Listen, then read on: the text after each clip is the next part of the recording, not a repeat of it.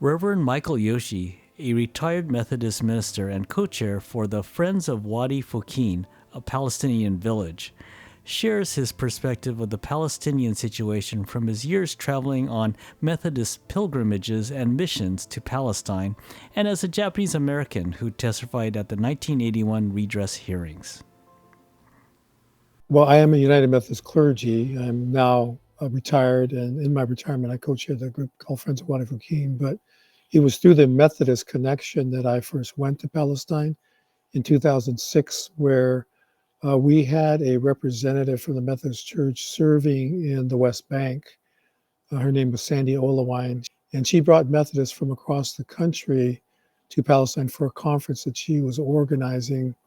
And the focal point for the conference was really about the boycott, divestment, sanctions movement that had gotten started around that time, around 2005, 2006, by the Palestinian civil society organizations who had put a call out for BDS. And they were really modeling that after South African apartheid-free movement in the 80s, where divestment was a really important nonviolent tool for the liberation of South Africa.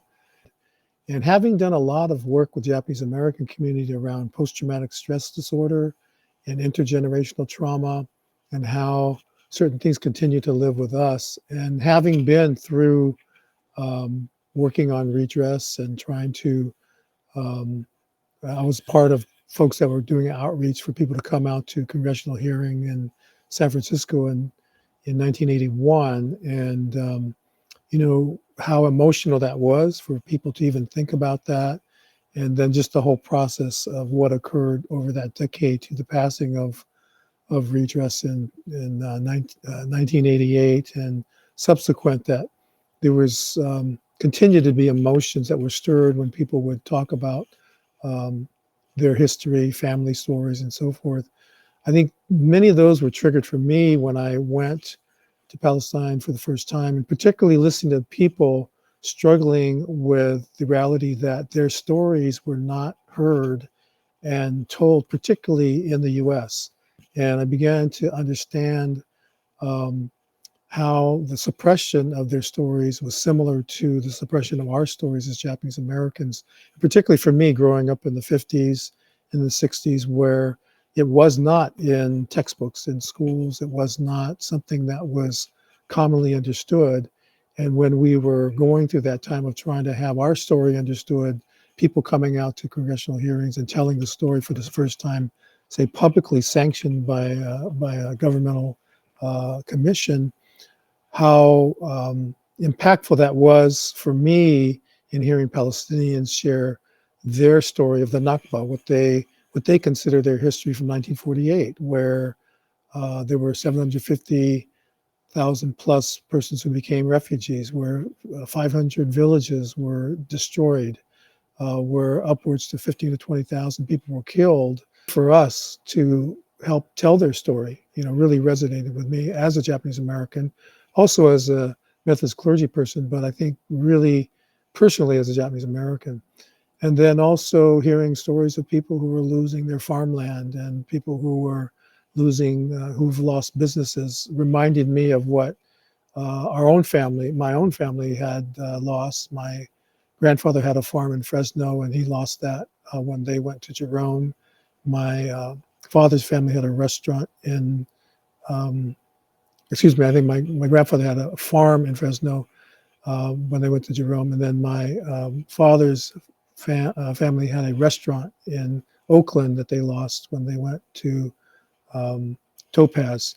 And so our communities were dismantled in many respects, and many of our people coming back from the war had to rebuild, but they didn't have communities to go back to rebuild. And there, you know, there's this whole thing today about, you know, preserving Japan towns that goes on in our communities today. But consider what happened to the Palestinians who were displaced and could not go back to their homes and could not go back to their communities, or lost land and farming land, orchards, businesses that they couldn't go back to. which has been one of the big issues for Palestinians, the right of return back to their homes. Well, it's really an honor for me to be invited to share the keynote speech for this coming Bay Area Day of Remembrance. And, if you ask me what my intent would be is, first of all, to educate our community on the reality for Palestinians.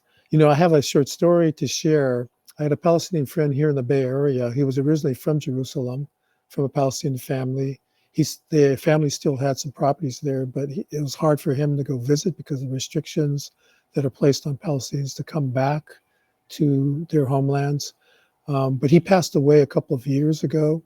And I remember going to the service and then to the reception afterwards. It was kind of very similar to whenever we have funerals or memorial services for people in the Japanese American community.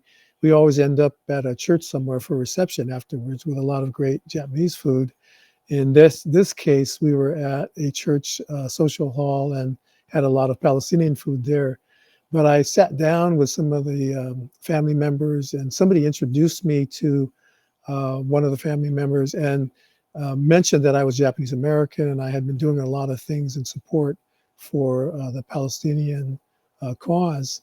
And as we sat there, this person turned to me and he said, "I have a question for you."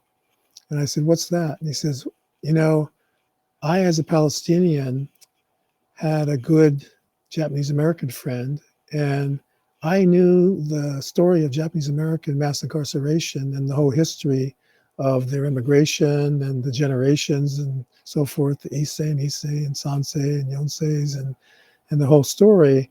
I think as I learned it from him and from his family members, he said, but for the life of me, I don't think he ever asked me about my history as a Palestinian and my family and how we became refugees and ended up in this country. And I'm wondering, why don't Japanese Americans know about our history as Palestinians?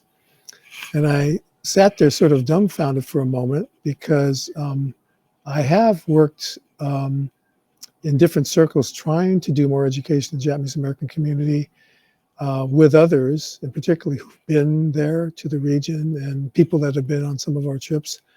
And I had come to the conclusion that Japanese Americans are perhaps no different than many other American communities, including communities of color and the mainstream Caucasian communities, where we're not exposed to the real history of the Palestinians.